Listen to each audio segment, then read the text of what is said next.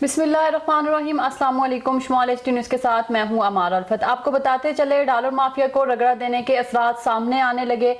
रुपए की कदर बढ़ने से माफिया को झटने लगने शुरू हो गए। आज मजीद डॉलर ₹1.05 सस्ता होकर ₹285.75 का हो गया।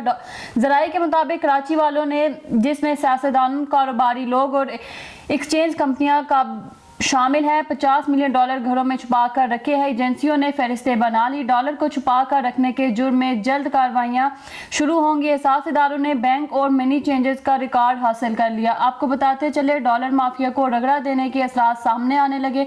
रुपए की कदर बढ़ने से माफिया को झटके लगने शुरू हो गए। आज मजीद डॉलर ₹1.05 सस्ता होकर ₹285.75 का हो गया। जराये के मुताबिक कराची वालों ने, जिसमें सियासतदान, कारोबारी लोग और एक्सचेंज कंपनियां काबल शामिल है, $50 मिलियन घरों में छुपा कर रखे। एजेंसियों ने फहरिस्तें बना ली है। डॉलर को छुपा कर रखने के जुर्म में जल्द कार्रवाइयां शुरू होंगी। एहसास इदारों ने बैंकों और मनी चेंजर का रिकॉर्ड हासिल कर लिया।